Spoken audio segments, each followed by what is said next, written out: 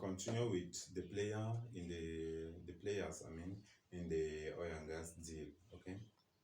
We also have brokers who are known as brokers. A broker is a buyer who signs a contract with a supplier on behalf of another buyer and passes the contract to the end buyer. It means he can buy the oil, come to a seller. A seller is selling, he comes and buy it, then he flips. I mean, the vocab, you have to keep this vocab in mind. Is to flip a contract to another person. It means he buys it and then sell it to another person, and that person will have the right and all the duties. The right to retail the product on the market. Okay.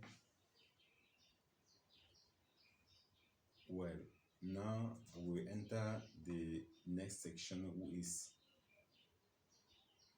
the documents and all the terminologies involved in the deal. Wait, I think my computer is a kind of having.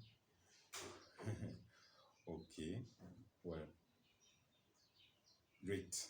Okay, I think I've got it. Thank you. What are the different types of documents and the terminology?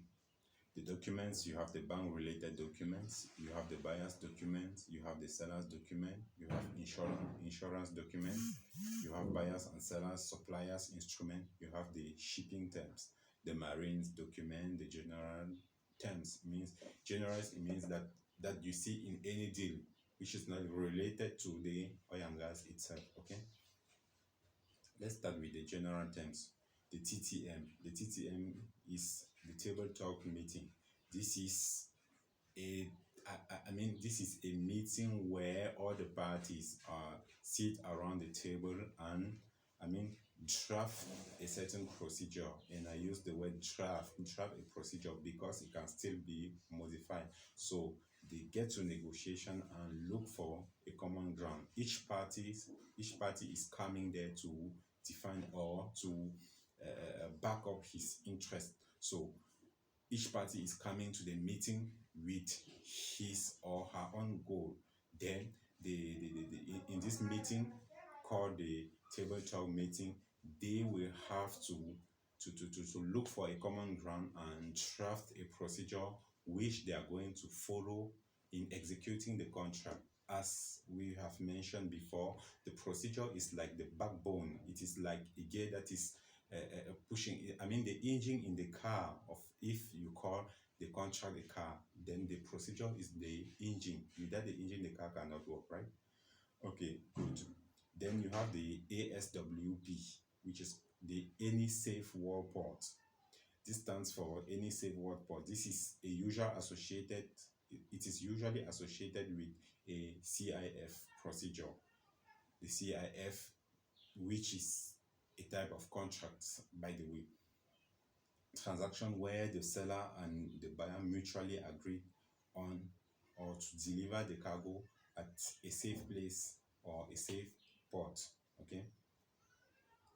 You have the RWA, the ready, willingness, and able. This is a document that shows that you are, the vessel is ready and willing to receive or to accommodate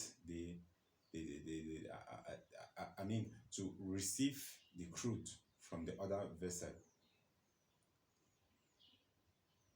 The seller and buyers, in this case, the seller and the buyer must both express their readiness, willingness, and ability to hatch and conclude a deal.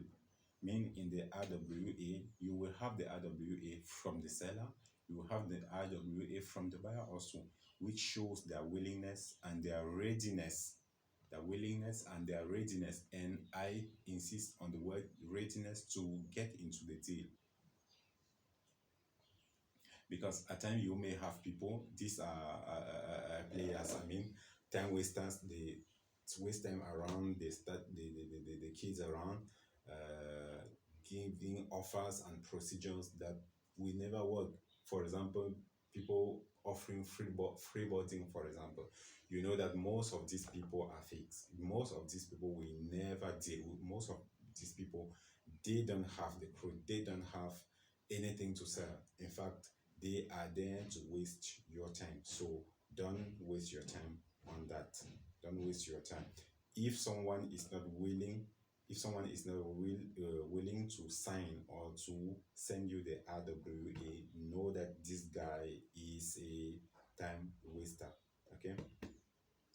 Another one is the due diligence. The due diligence is a process by which both the buyer and the seller conduct a fair investigation on each other ability to deliver and perform. Okay. Well, you have met a buyer. I mean, you are a seller. You meet with a buyer, or someone has sent you his letter. Someone has contacted you. You have to send some people to inquire, to investigate about the person. You will not jump directly to dealing with the person. No, in that case, you may get scammed. So you have to take your time, and I mean, you may make use of a consultancy firm, okay, to inquire more information, to inquire and to investigate about the other firm, which is considered as the buyer in this case, okay, or his mandate that has come to you. So you have to send someone to inquire more about them.